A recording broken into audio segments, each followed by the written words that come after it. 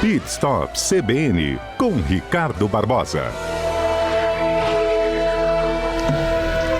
Olha, como vocês pediram, né? Hoje tem parte 2 dos desafios dos carros elétricos no Brasil. Ricardo Barbosa está conosco e mais uma vez a gente recebe aqui a participação do Marcelo Vale. Ele é engenheiro elétrico, é consultor de segurança de montadoras de baterias de veículos elétricos, é especialista em controle de emergências, está conosco mais uma vez. Marcelo, muito obrigada, bom dia para você.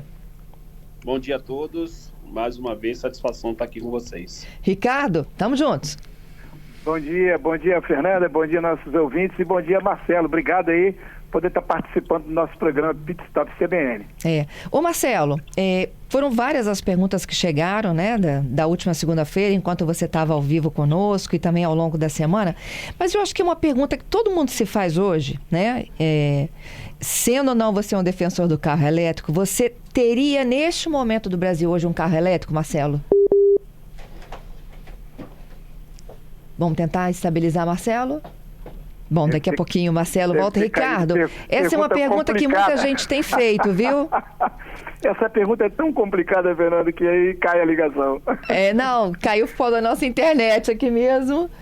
Muita gente acessando aqui os nossos painéis e o Adalberto está estabilizando ele para participar ao vivo. Já voltou? Não. Tá, enquanto isso, Ricardo, vamos ajudando os nossos ouvintes. Eu vou deixar essa pergunta para o próprio Marcelo responder.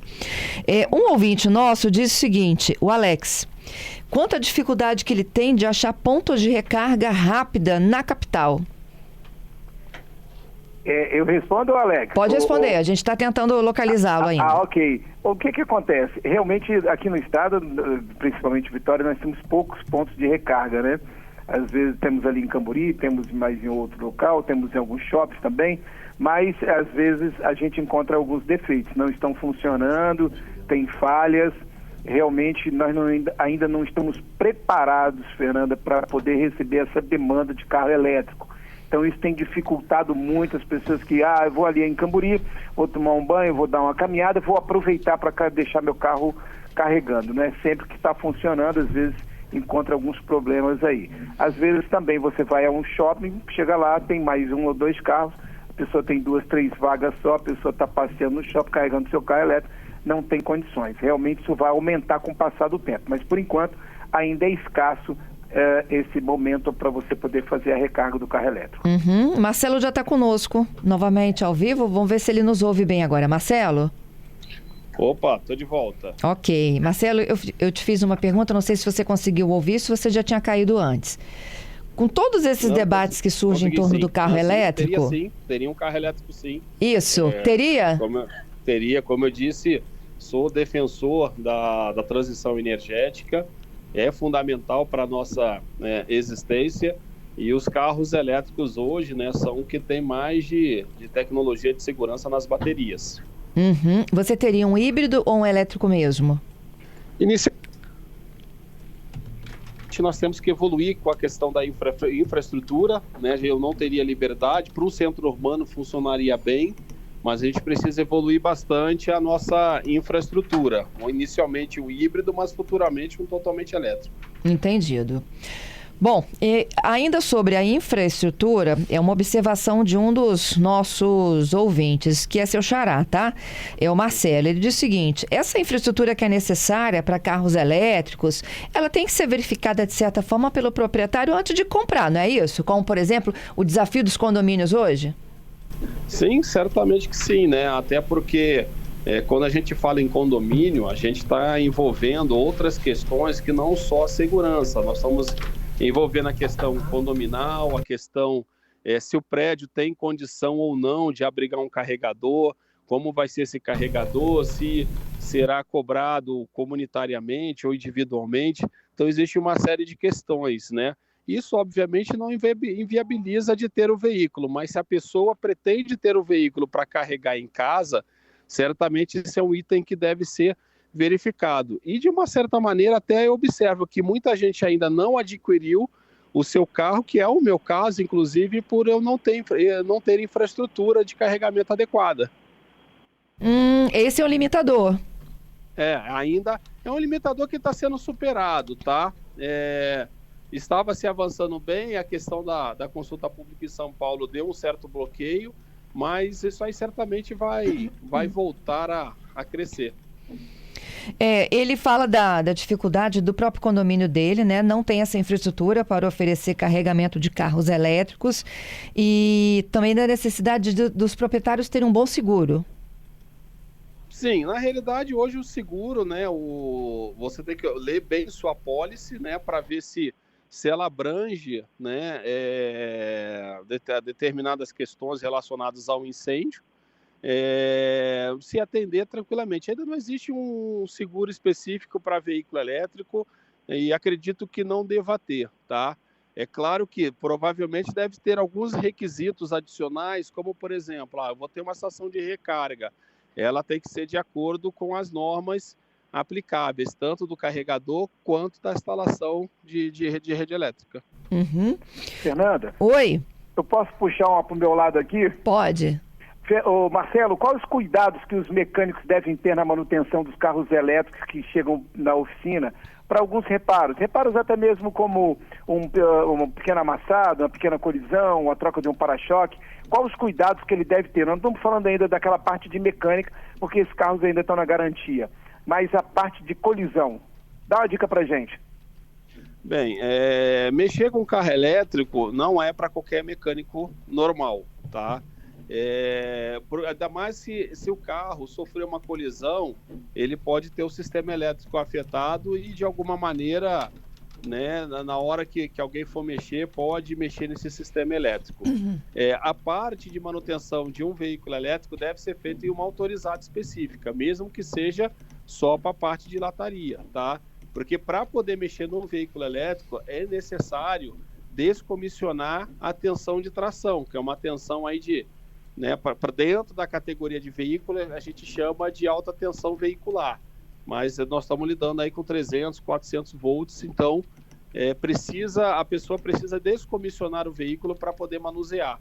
Então isso tem que ser feito numa oficina preparada para carro elétrico. Seria o tirar a energia do carro e deixá-lo por 1 hora parado? É isso mesmo que as pessoas comentam para depois começar a mexer nesse carro? Não necessariamente, tá? Cada marca tem um processo, o termo é descomissionamento, mas é isso mesmo, né?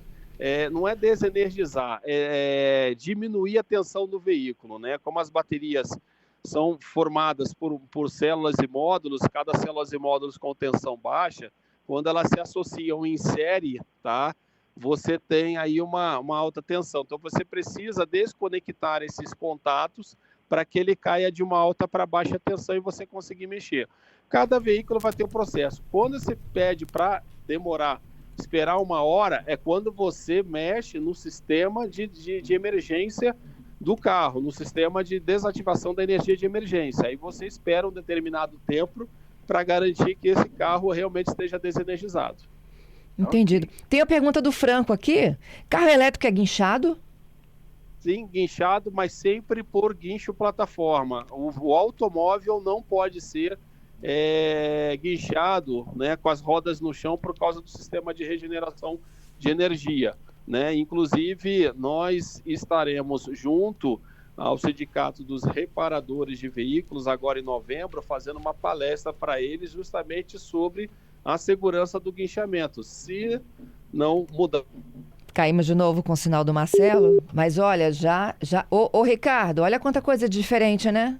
É verdade, e eu vou até completar depois para o Marcelo, caso ele volte. Você acredita, Fernanda, que aqui na nossa empresa chegou 2 carros, chegou um Raval e um BMW, todos 2 elétricos, sendo que o BMW, ele tinha só 1 mês de uso. E aí eles eram possíveis perdas totais, né? Tanto um quanto o outro. E as concessionárias aqui do nosso estado, eles não receberam esses carros. Então, me causou estranheza, porque esse carro chegou na minha empresa e eu vi que eram 2 carros elétricos novos, tanto o Raval quanto o BMW, e as concessionárias não receberam. Conversando com o guincheiro, ele falou, não, eles não estão recebendo esse carro, estão com medo de receber, até mesmo porque a batida, ela pegou em alguns cabos, alguma coisa ali, as pessoas estão começando a ficar preocupadas de colocar num pátio e de noite esse carro começar a ter qualquer problema, até mesmo pegar fogo. Eu também não recebi e eles acabaram levando para um pátio, para um depósito específico.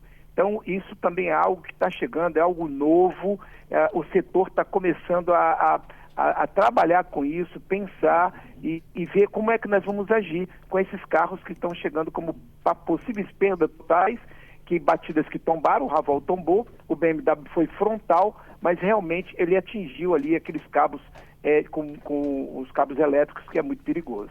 Então, são coisas que nós estamos vivendo no dia a dia, né, Fernanda? Marcelo, nossa última pergunta aqui. Você está lá, né? Dirigindo o seu Sim. carro elétrico, feliz da vida, e acaba. Se fosse no combustível, a gente ia dizer que acabou a gasolina, né? No carro elétrico acaba o quê? Energia.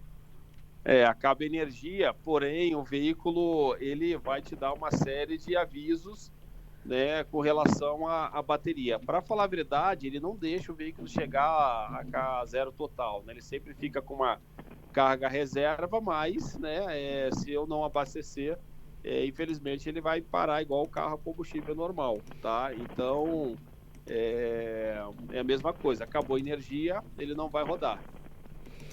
Mas você consegue movimentá-lo para um canto, ou ele endurece, não sai do lugar? Não, sim, consigo movimentá-lo para o canto, sim, colocá-lo em segurança. Aliás, ele não para de uma vez igual o veículo a combustão, muito pelo contrário, ele já te avisa e já diminui a sua velocidade, te forçando a parar.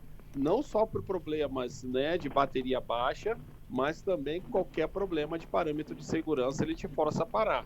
Essa parada, ela é segura, né, reduz a sua velocidade e você consegue parar tranquilamente de maneira segura. Tanto que, assim, é muito difícil alguém ter tido problema aí por conta de carro, né, ter dado problema por parada súbita. Entendido. Eu queria te agradecer, Marcelo, mais uma vez, os ouvintes aqui dizendo que foi fenomenal, viu? Não, legal. E com relação ao pátio, né, ao que você estava se comentando, vai ser uma tendência que todo carro sinistrado elétrico ele tem que ficar em quarentena, tá? Ele não pode realmente ir para uma concessionária, a não ser que essa concessionária tenha uma sala DIC ou uma área específica. Esse carro tem que ficar isolado num raio de 5 metros, porque possa ser que a bateria tenha sido afetada, até um mecânico especializado a avaliar, esse carro tem que ficar em quarentena.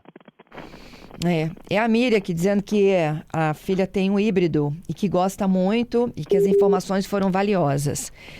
Ô, Ricardo. Muito bom. Muito bom, né? Só temos que agradecer ao Marcelo aí, lá de São Paulo, nos ajudando aqui, tirando essas dúvidas aí do dia a dia em relação aos nossos carros elétricos. Isso. Até segunda que vem, hein? Até segunda que vem. Marcelo, muito obrigado. Um forte abraço. Meu agradecimento também ao Marcelo. A gente teve novamente uma interrupção. Tá aqui, Marcelo? Obrigada, hein? Tô sim. Um abraço para vocês. Um abraço para você.